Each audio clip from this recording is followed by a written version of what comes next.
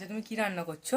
আজকে আমি মাটন কষা করছি। তার জন্য আমি নিয়েছি রসুন বাটা, আদা বাটা, জিরে ধনে বাটা, শুকনো লঙ্কা বাটা, তেজপাতা, নুন, হলুদ, গরম মশলা গোটা, সর্ষের তেল, পেঁয়াজ, আলু আর এখানে মাটন। এবার এই সব কিছুকে আমি একসাথে কড়াইয়ের মধ্যে দিয়ে আমি মেখে নেব।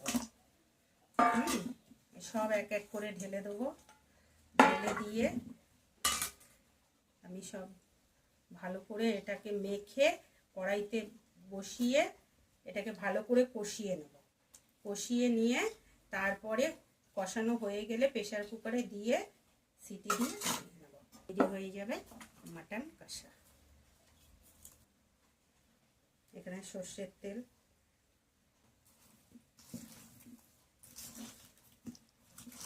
এটা কড়াইতে দিয়ে ভালো করে কষাতে হবে। এই যে বন্ধুরা, আমার মাংস প্রায় কষানো হয়ে গেছে। এবার আমি প্রেসার কুকারে এটাকে নিয়ে সিটি মেরে নেব।